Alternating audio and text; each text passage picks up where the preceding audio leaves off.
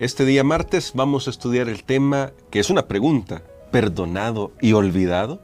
Bueno, ya sabrá usted de qué vamos a hablar. Recuerde que estamos estudiando la historia de David en el contexto del tema el costo del descanso.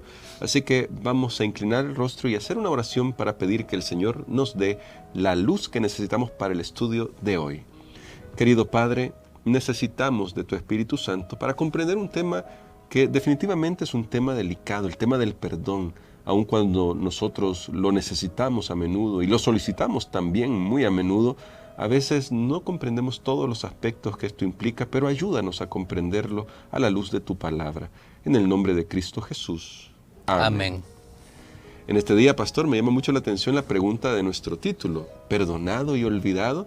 Bueno, ya vimos a David que cuando usted decía, no, se va enfureciendo hasta que llegue a emitir su juicio y dice, bueno, este hombre le pone la pena máxima y debe morir. Pero cuando es confrontado con su pecado y dice, yo pequé contra Jehová, lo que dice Natán es sorprendente: Jehová ha remitido tu pecado. Pero pastor, aquí me surge esta pregunta: ¿qué significa que Dios haya quitado el pecado de David? Es como hacer borrón y cuenta nueva, nos olvidamos de todo, no pasó nada aquí y está cada quien con su vida, pastor. Yo creo que esta palabra remisión es importante porque la sentencia, por ejemplo, para el acto que hizo David con Betsabé, que era adulterio, la sentencia era pena de muerte. Incluso en los países árabes hasta hoy es posible que a una mujer o a un hombre le den pena de muerte si ellos cometen el acto del adulterio, cosa que aquí en los países occidentales tristemente es tan común y sin que llegue hasta esa situación. Sí. Pero viene el profeta y le dice, mira, Dios te remitió, o sea, Dios te perdonó la vida. Tú tenías que morir, tú mismo diste sentencia por una oveja. Sí. Ahora, imagínate lo que tú has hecho, la magnitud de tu pecado. Dios le dice a través del profeta que Él lo ha perdonado. Ahora, pero no es que allí terminó todo. Porque recordemos, cuando David dijo, pequé contra Jehová, él sabía que al final alguien más tenía que cargar con ese pecado, nada de gratis. Y creo que la lección nos muestra eso, aún el descanso, el costo del descanso. Para que David pudiera obtener su perdón, él tenía que ser cubierto.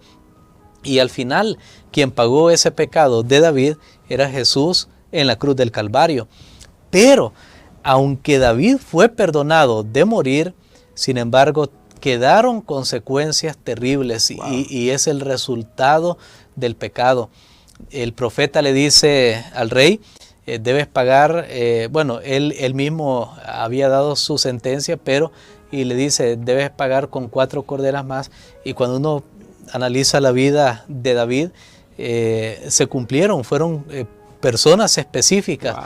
Que recibieron las consecuencias de su pecado. Qué tremendo. Bueno, y esto llama mucho la atención porque como vamos a abordar todavía en los siguientes días, me llama mucho la atención el hecho de que David de todas maneras tiene que enfrentar las consecuencias. De todas maneras debe comprender que aunque la gracia de Dios es suficiente y algún día la gracia de Dios hará que el pecado acabe en el mundo, él mismo tiene que aprender que las consecuencias del pecado son ineludibles. Por eso, pastor, ¿qué cree David que necesita él en su vida? ¿Qué es lo que cree David que necesita realmente?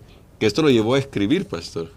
Lo llevó a escribir uno de los salmos más lindos que tenemos, que habla acerca del perdón, de la restauración. Pero David lo que necesitaba en ese momento era gracia, era misericordia. Él reconoció no podía ser salvado de otra manera, porque gracia es algo que no merecemos. ¿Qué merecía él? Morir.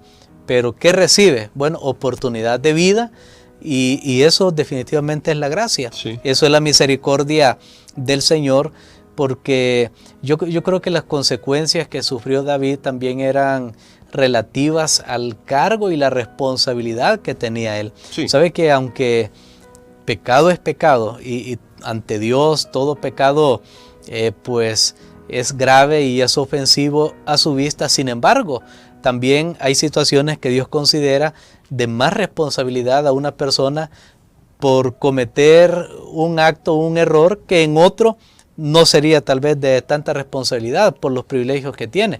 En este caso es porque David era el líder, era el líder de la nación, y lo vuelvo a mencionar porque lo dije al principio de la semana, no veo mucho descargo de responsabilidad en Betsabé.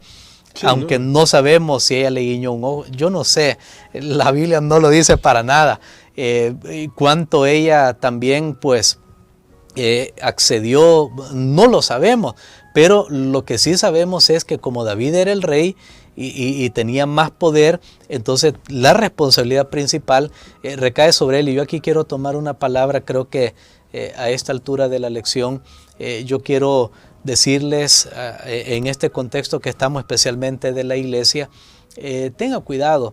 Mire, aunque un líder le insinúe hacer algo que no es correcto, realmente el líder es responsable y sufre las consecuencias, pero también la persona involucrada. Entonces hay que tener mucho cuidado y también es un llamado para los líderes, porque se considera que una persona que está especialmente en posiciones de privilegio espiritual de alguna manera tiene influencia sobre otras personas. Sí. Y cualquier avance incorrecto que esta persona como líder haga incluso puede ser considerada como una violación de todos los principios y de todo lo que implique esa palabra, porque el líder tiene más autoridad y ningún líder se engaña y dice, no, pero es que o David pudo haber pensado, pero ella no se resistió. Sí, pudo excusado.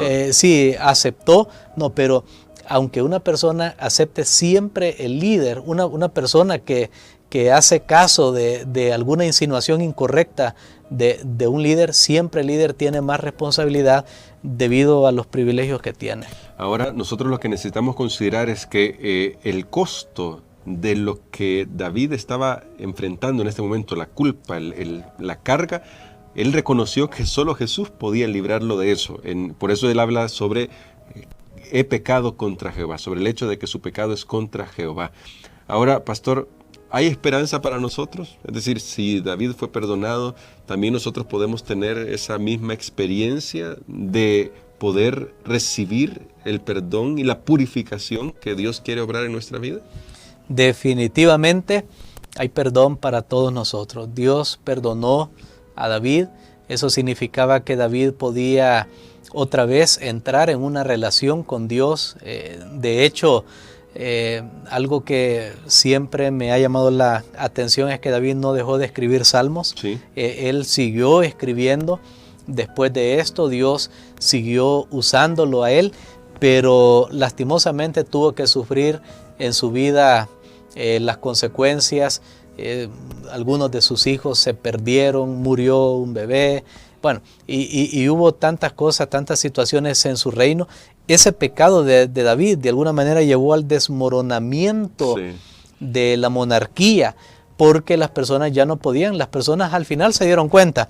Lo que David intentó encubrir lo hizo todavía más grande, y después, con el paso de los años, eso provocó que el pueblo que miraba a su líder también con ojos espirituales, ahora ya no lo vieran de esa manera. Y cuando un líder da un mal ejemplo, quiero decirles que eso lastimosamente provoca que otras personas digan, bueno, si lo pudo hacer fulano de tal o fulana de tal, pues yo también puedo hacerlo y no hay problema. Fueron terribles, fueron grandes las consecuencias. David por gracia se salvó, pero el ejemplo que dio a sus hijos, el ejemplo que dio a otras personas del pueblo de Israel, ya no pudo realmente, no pudo él reparar ese daño. Y es como cuando se cae, usted tiene un vaso con agua y el agua se cae y luego usted dice, voy a tratar de volver a meter el agua, aunque traiga un paño absorbente 1000%, nunca va a estar lleno como estaba antes. Qué tremenda lección, porque aquí tenemos una lección para todos nosotros. Creo que podemos orar, pastor, para pedirle a Dios que nos ayude a quienes en algún momento estamos en una posición de liderazgo a tener cuidado, y también a todos los demás que también estamos en esta vida cristiana, a tener cuidado con todo lo que hacemos, decimos, pensamos, a fin de resguardar nuestra vida en Jesús. Recuerde que es nuestro Señor Jesús el que nos da la fuerza. Él puede sostenernos, Él puede ayudarnos en los momentos difíciles. Así que necesitamos la ayuda de Dios, pastor. Amén. Vamos a orar. Padre, te damos gracias por tu ayuda.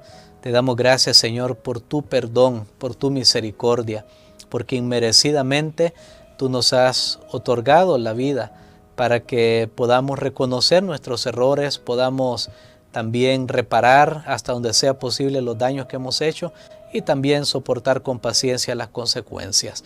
Bendícenos en este día, lo pedimos en el nombre de Jesús. Amén.